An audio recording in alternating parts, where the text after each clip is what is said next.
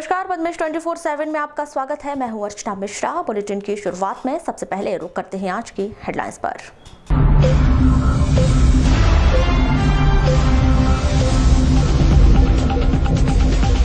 जश्न के साथ किया गया नव वर्ष का स्वागत। मंदिरों और पर्यटक स्थलों में रही भारी भीड़। लगातार जारी रहा बधाइयों का दौर। अतिक्रमण हटाए जाने के मामले में बालाघाट चैम्बर ऑफ कॉमर्स के पदाधिकारियों ने कलेक्टर से की मुलाकात। कहा, मेन रोड का अतिक्रमण हटाने के पूर्व स्थिति का जायजा लें, फिर करें कार्रवाई। यात्री बस की टक्कर से एक व्यक्ति की मौके पर हुई मौत। बहरई के लेंडेझरी चौक की घटना। परसवाड़ा के जालीटोला में वन्य प्राणी सांभर पर कुत्तों ने किया हमला। दम घुटने से सांभर की हुई मौत। और राख से झुलसी महिला ने जिला अस्पताल में तोड़ा दम। और अब समाचार विस्तार से। जिला प्रशासन और नगरपालिका प्रशासन के द्वारा चलाए जा रहे अतिक्रमण हटाओ अभियान के संदर्भ में Balaghat chamber of commerce and industries के पदाधिकारियों ने कलेक्टर दीपक आर्य से मुलाकात की और मेन रोड में अतिक्रमण हटाए जाने के पहले व्यापारियों के साथ मेन रोड का भ्रमण करने की मांग कलेक्टर से की, जिस पर कलेक्टर श्री आर्य ने अपनी सहमति जताई है।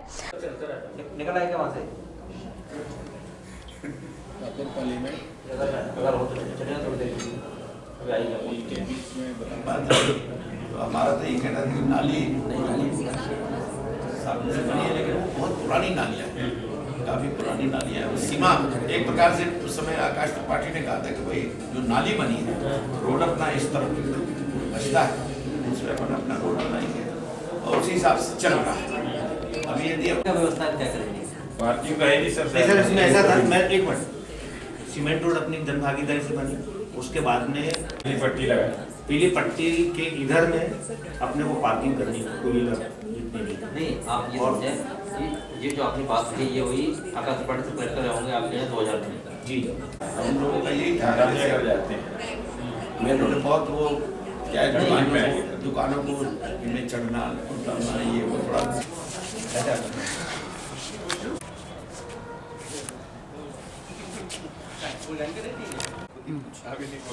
चैम्बर ऑफ कॉमर्स के पदाधिकारी अभय सेठिया का कहना है कि प्रशासन के सहयोग से अच्छी व्यवस्था बनाने का प्रयास करेंगे। Balaghat chamber of commerce industry Balaghat आज कलेक्टर महोदय के आगमन के बाद पहली बार उनका स्वागत भी करने आया और शहर में जो अतिक्रमण की कार्रवाई चल रही है वो किस तरीके से चलेगी, कैसे चलेगी, व्यापारियों को कोई नुकसान भी नहीं हो और आवागमन की स्थिति अच्छी से अच्छी बने और बालाघाट नगर के नागरिकों को एक अच्छा शहर मिले, इस वास्ते हम लोग सब मिलने आए थे। चर्चा जो हुई है कलेक्टर साहब से वो हुई है कि बालाघाट नगर के कुछ नागरिकों को लेकर चैम्बर ऑफ कॉमर्स के साथ और शहर में निकलेंगे और जहाँ मेन रोड पर विशेष करके निकलेंगे और जैसी जैसी व्यवस्था अच्छी से अच्छी व्यवस्था बनेगी वो हम करने का प्रयत्न करेंगे। तो कल कार्रवाई होगी कि नहीं?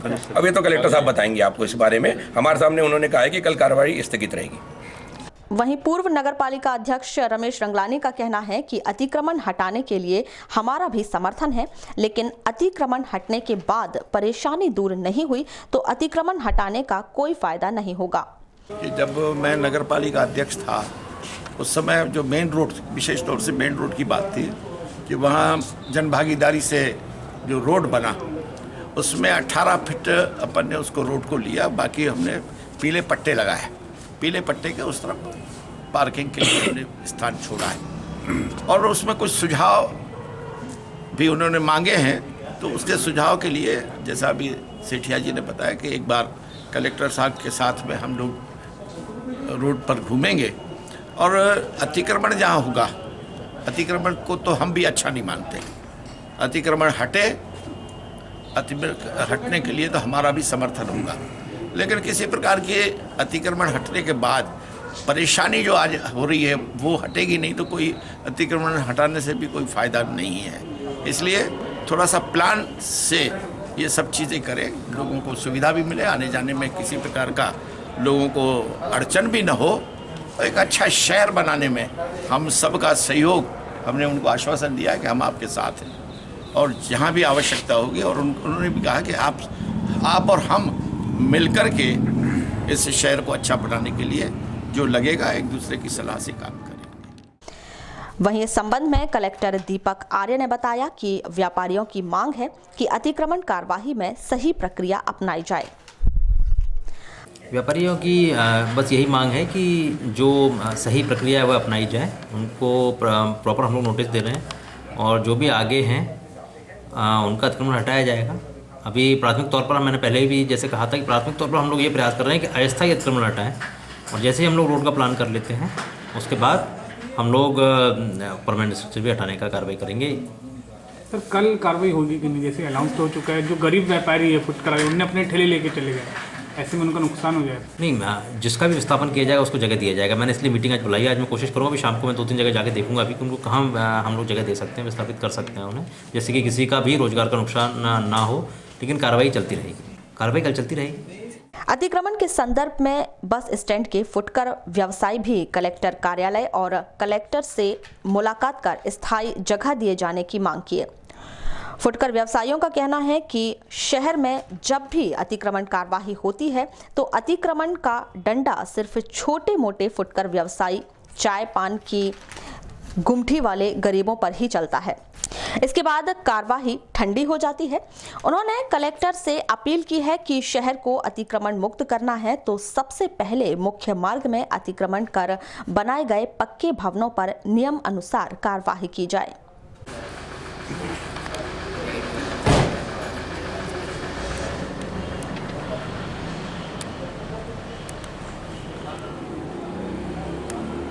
अजहर जावेद खान, ये हमारे बस स्टैंड में बेडरूम है, उसके पीछे में हमारा कारखाने लगे लाइन से, तो उसका भी अतिक्रमण आया तो हटाने बोल रहे उसको। हम चाह रहे कि हमको स्थायी जगह दे दे कहीं पर भी।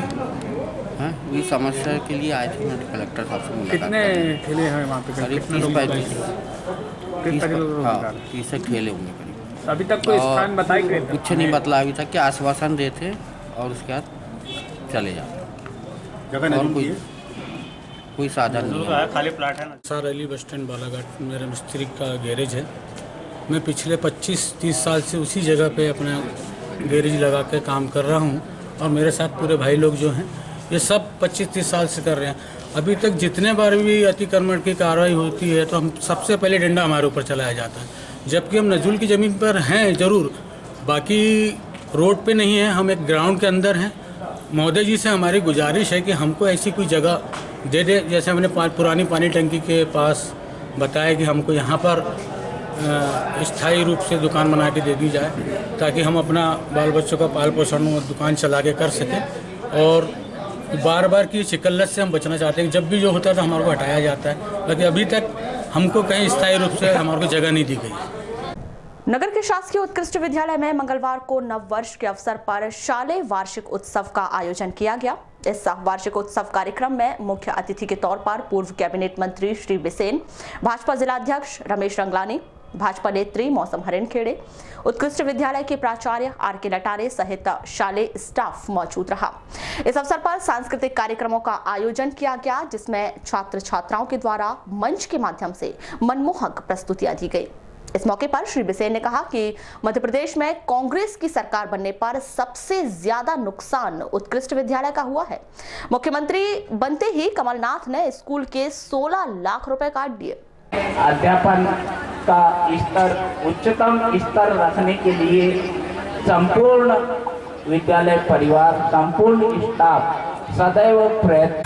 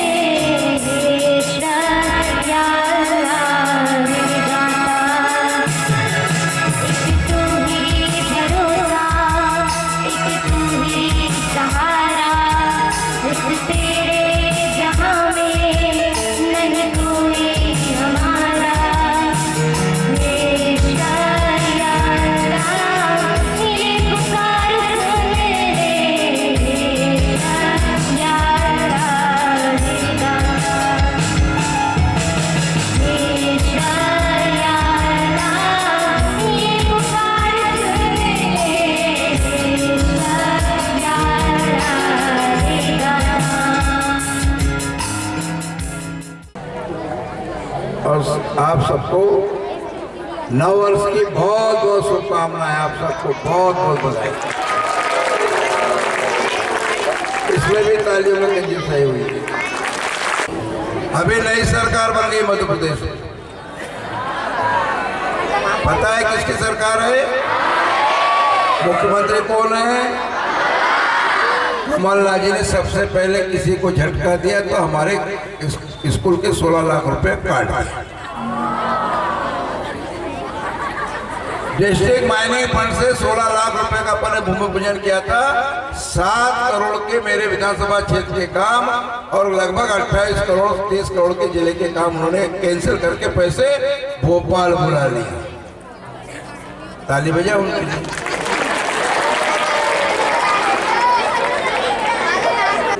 नई सरकार के नए मुख्यमंत्री ने सबसे ज्यादा नुकसान पहुंचाया तमारू उत्कृष्ट विद्यालय को पहुंचाया।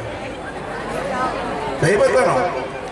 और ऐसा काम जिसकी प्रशासकीय स्वीकृति कलेक्टर सिंह साहब ने जारी कर दी थी 9वें महीने में। आचार संहिता लगाई है 6 दिसंबर को, आचार संहिता 6 अक्टूबर और सितंबर के काम को भी उन्होंने कैंसिल कर दिया। अकेले आपके लिए मेरे क्षेत्र तो 7 करोड़ के काम है, उसमें से 11 तो स्कूल भवन ही है। अब इसका जवाब लूंगा सदन के अंदर उनसे, यहाँ नहीं, आपको सिर्फ बता रहा हूँ क्योंकि आपका भाई झूठ नहीं बोलना चाहता। कोशिश की जाती है, लेकिन कुछ ऐसी अपरिहार्य स्थितियाँ बन जाती हैं, कुछ ऐसी विशेष छात्र छात्राएँ होते हैं जिनको हम उत्तीर्ण कराने में असफल होते हैं। हमारी पूरी कोशिश इस वर्ष की है कि हम 100% रिजल्ट दें और हमारे जो विद्यालय के दूसरी विधाएँ हैं, जैसा हमारे अभी बाल रंग प्रतियोगिताओं में भी राज्य स्तर पर हमारे 18 बच्चों ने भाग लिया था। राज्य स्तर पर भी वाद विवाद सहित अन्य विधाओं में तृतीय से तृतीय स्थान हमारे छात्र छात्राओं ने प्राप्त किया है। वहीं नगर में बूढ़ी स्थित वार्ड नंबर 11 में हनुमान मंदिर के पीछे एक कार्यक्रम का आयोजन किया गया, जिसमें मुख्य रूप से विधायक गौरीशंकर बिसेन मौजूद रहे, जहां बुजुर्गों का विधायक श्री बिसेन द्वारा शॉल श्रीफल देकर सम्मान किया गया। इस कार्यक्रम के दौरान नगरपालिका अध्यक्ष अनिल धुवारे, उद्योगपति किरण त्रिवेदी सहित नगरपालिका पार्षदगण मौजूद रहे। आपको बता दें कि यह कार्यक्रम नव वर्ष के अवसर पर आयोजित किया गया था। सभी जोरदार ताली बजाकर इस पल को और भी खूबसूरत बनाए माध्यम से, और साथ ही हमारी भाभी जी भी मैडम जी का सम्मान अधिक स्वागत हो रहा है। यहाँ पर बधा रहे हैं, भाव का स्वागत कर रहे हैं। आज भाव के जन्मदिन की शुभकामनाओं के साथ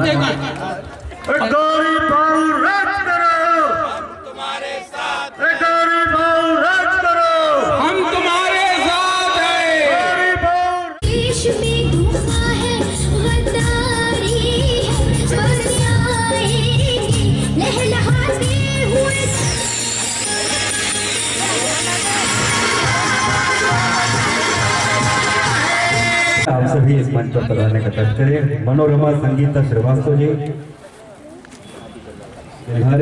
मनोरमा संगीता श्रीवास्तव, लीला जी। सभी कार्ड का आवश्यकता है नहीं, सभी अपने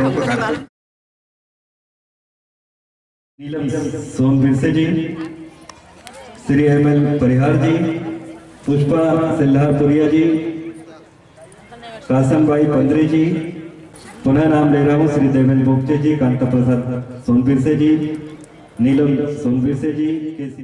परसवाड़ा क्षेत्र अंतर्गत ग्राम झाली टोला में मंगलवार को जंगल की ओर से आए वन्य प्राणी सांभर पर कुत्तों ने हमला कर दिया, जिस पर ग्रामीणों ने कुत्तों से सांभर की जान बचाई, लेकिन वन विभाग की टीम के द्वारा उसे जंगल में छोड़ने का प्रयास किया जा रहा था, तभी उसने दम तोड़ दिया। सांभर की मौत की वजह दम घुटने के कारण बताई गई। मृत सांभर का शव परीक्षण संभागीय प्रबंधक लामता प्रोजेक्ट बालाघाट SS मेहता की उपस्थिति में शासकीय पशु चिकित्सक आशीष वैद्य द्वारा किया गया, जिसके बाद शव को नियम अनुसार जला दिया गया।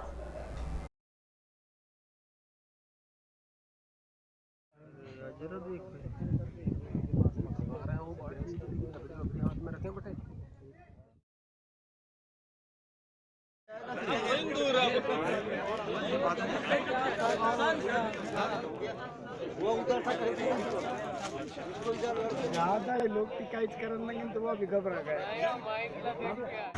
थाना अंतर्गत ग्राम तिवड़ी कला की महिला गीताबाई राणा पर माचिस की जलती तीली कपड़े पर गिरने से वह बुरी तरह से झुलस गई, जिसकी जिला अस्पताल में उपचार के दौरान मौत हो गई। जानकारी के मुताबिक 31 दिसंबर को गीताबाई घर में अकेली थी। इस दौरान उसके द्वारा चूल्हा जलाने के लिए माचिस की तीली जलाई गई थी, तभी यह घटना घटित हो गई। आग से झुलसी महिला को तत्काल जिला अस्पताल में भर्ती किया गया, जहां उसकी मौत हो गई।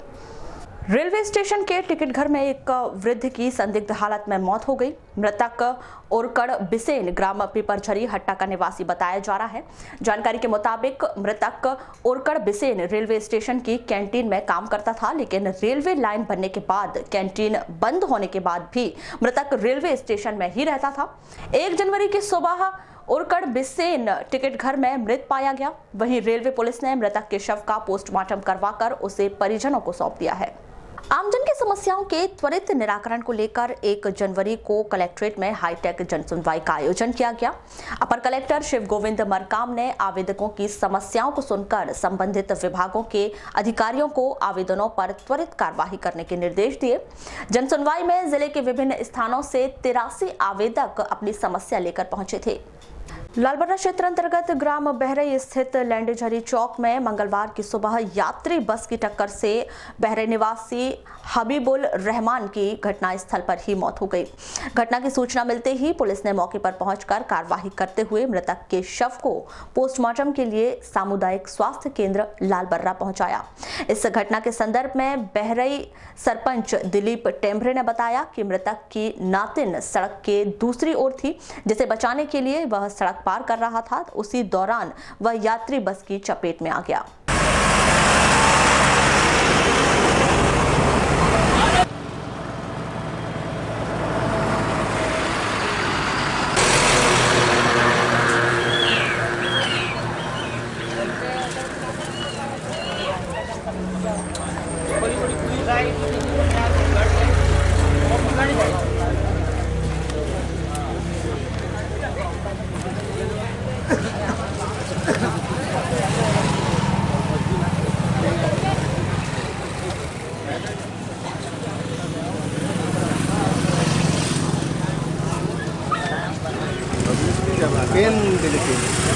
भयंकर पब्लिक थी, जब तो भयंकर पब्लिक थी। वो नंबर 85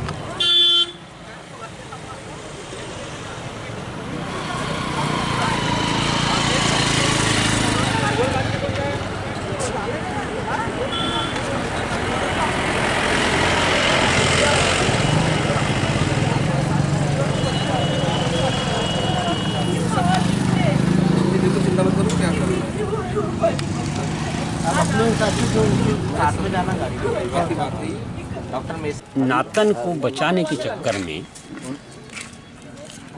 चच्चा ने सोचा कि मैं नातन को बचा लूँगा।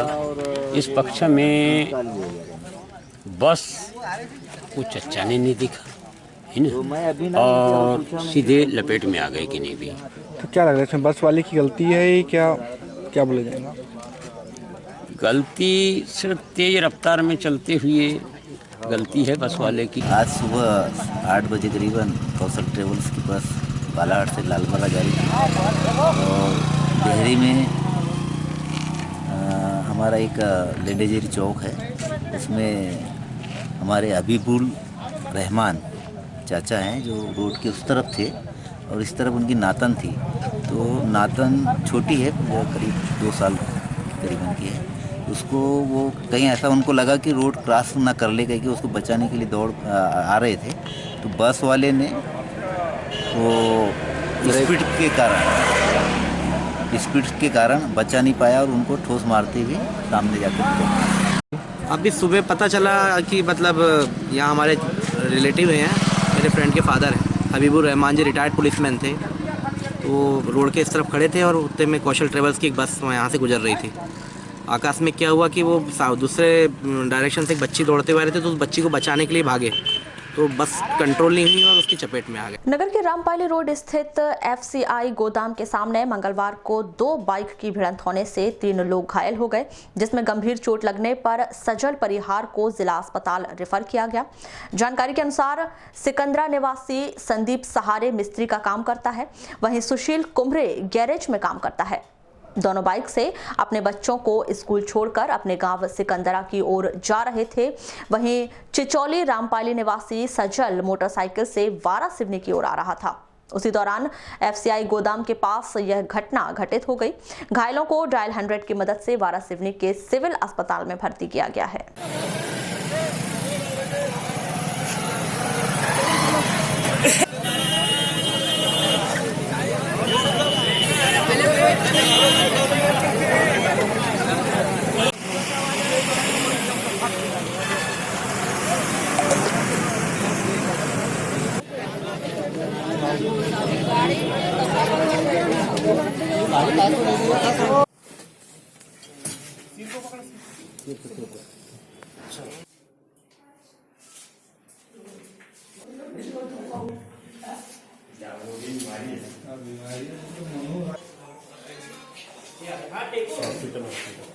वहाँ भैया ये परिहार जी वगैरह रामपाली से आ रहे थे और ये संदीप और भूरू जो है सिकंदरा के रहने वाले हैं, वो सिकंदरा तरफ से आ रहे थे।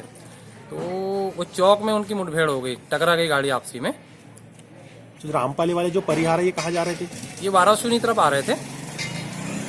ये अपने घटना स्थल कहाँ का है? ये FCI गोदाम के जस्ट सामने का है। अभी ये सुबह लगभग 10 बजे के आसपास में 3 लोग सड़क दुर्घटना के पश्चात इन 3 लोगों को अस्पताल में लाया गया। इसमें से एक संदीप सहारे है सिकंदरा का, एक सुशील कुमरे है, ये भी सिकंदरा के, दोनों सिकंदरा के हैं। और इनके साथ में एक तीसरा सजल कुमार परिहार रामपाली का, ये तीनों को लाया गया है, जिसमें सजल को परिहार जो है इसको बहुत ज्यादा गंभीर चोटें हैं। नववर्ष के मौके पर बब्बर सेना और महाकाल सेना के संयुक्त तत्वाधान में 15,999 फीट लंबी भव्य एवं विशाल चुनरी यात्रा निकाली गई। कोसमी स्थित मरकट बाबा मंदिर से निकाली यह विशाल चुनरी यात्रा नगर का भ्रमण करते हुए वारासिवनी रोड स्थित मां कालीपाठ मंदिर पहुंची, जहां धार्मिक अनुष्ठान के बाद मां कालीपाठ को चुनरी चढ़ाई गई।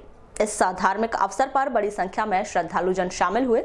चुनरी यात्रा काफी लंबी होने के कारण नगर की यातायात व्यवस्था आंशिक रूप से प्रभावित हुई। वहीं इस अवसर पर कालीपाठ मंदिर में विशाल भंडारे का आयोजन किया गया, जिसमें हजारों की संख्या में श्रद्धालुओं ने पहुंचकर महाप्रसाद ग्रहण किया। चुनरी यात्रा के दौरान श्रद्धालुओं में काफी उत्साह रहा और इस दौरान भक्तगण मां की भक्ति में नाचते गाते दिखाई दिए।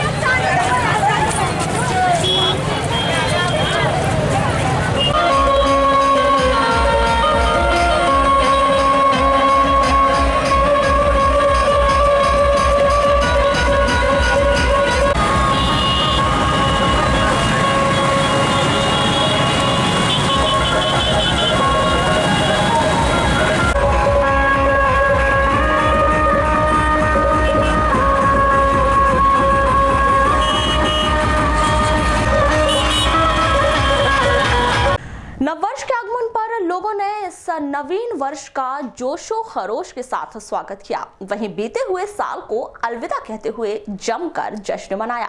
नववर्ष के आगमन पर नगर में खासा उत्साह नजर आया, जहां लोगों ने मंदिरों का रुख करते हुए भगवान के दर्शन कर नए साल की शुरुआत की। वहीं कुछ लोगों ने अपने परिवार के साथ किसी पर्यटक स्थल में पिकनिक मनाया। मंगलवार को नगर के तमाम पर्यटक स्थल में लोगों की भारी भीड़ नजर आई। वहीं मंदिरों में सुबह से ही लोगों का तांता लगा रहा। सोमवार की रात लोगों ने जश्न के साथ नए साल का स्वागत किया। युवाओं में नव वर्ष को लेकर अलग ही उत्साह देखने को मिला। युवाओं ने डीजे की धुन में नाच गाकर नए साल को सलामी दी। रात के 12 बजने के साथ ही बधाइयों का सिलसिला शुरू हो गया, जो मंगलवार को भी चलता रहा। वहीं लोगों ने सोशल मीडिया के माध्यम से अपने प्रियजनों को बधाइयां दी। वहीं नगर के कालीपुतली चौक में स्थित हनुमान मंदिर में नव वर्ष के अवसर पर लोगों ने वीर हनुमान की पूजा अर्चना कर नए साल की शुरुआत की।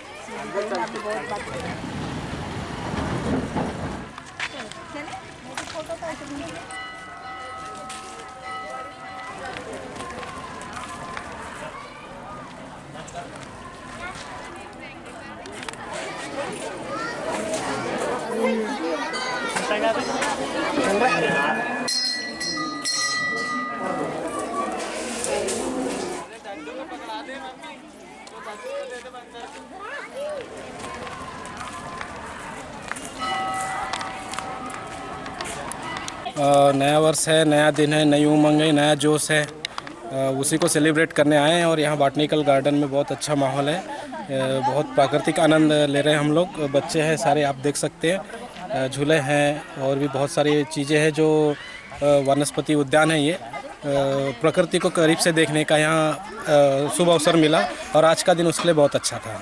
जो पहला दिन है वो बहुत हंसी खुशी, हाँ, बहुत बढ़िया हंसी खुशी का माहौल है यहाँ पर और बढ़िया एंजॉयमेंट है, फुल एंजॉयमेंट है। यहाँ पर पुलिस प्रशासन और वन विभाग दोनों का सहयोग मिल रहा है और वो सभी को कोऑपरेट कर रहे हैं।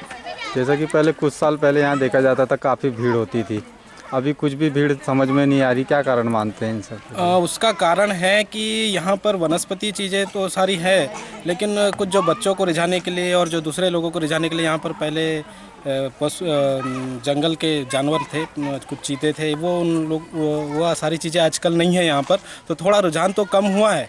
लेकिन प्रशासनिक अधिकारी से हमने कुछ अभी चर्चा की, तो वो कह रहे हैं कि आने वाले समय में इसकी व्यवस्था करेंगे तो यहाँ पर फिर से लोगों का रुझान बढ़ जाएगा।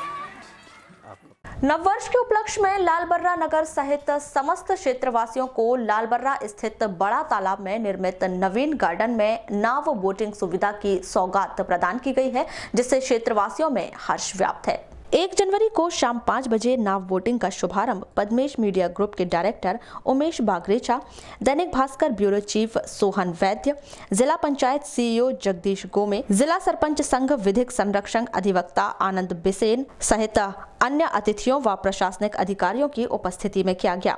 इस अवसर पर सर्वप्रथम ग्राम पंचायत पांढरवानी लालबर्रा सरपंच अनीस खान के द्वारा अतिथियों को बड़ा तालाब स्थित नवनिर्मित गार्डन का भ्रमण करवाया गया। इसके बाद नाव बोटिंग का अतिथियों के हस्ते दीप प्रज्वलित कर पूजन अर्चन कर शुभारंभ किया गया, जिसके बाद समस्त अतिथियों के द्वारा लाइफ जैकेट पहनकर नाव बोटिंग का लुत्फ उठाया गया। इस अवसर पर अतिथियों के द्वारा नववर्ष की शुभकामनाएं देते हुए पांढरवानी लालबर्रा सरपंच अनीस खान के द्वारा किए गए विकास कार्यों की सराहना की गई।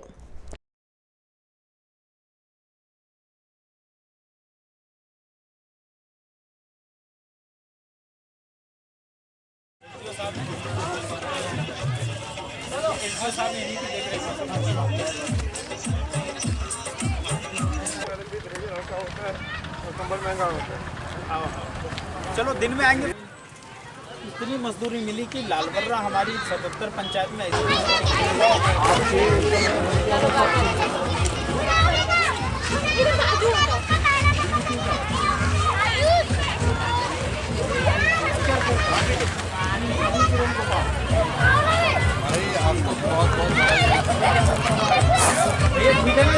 छोटा सा प्रयास है जी।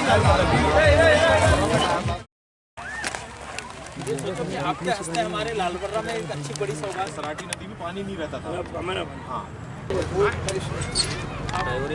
राकेश जैन जी उमेश लोगों से हमेशा ज़्यादा पड़ती है। उमेश भैया एक्सपीरियंस एक से ज्यादा लोड हो गया। झंडी लाज गई, हरी झंडी हो गई। साहब के पास जाओ वाली नाव लेके। चलो मैं आ रहा हूं, थोड़ा सपोर्ट ले लो जी। आगे बढ़ने का जाए।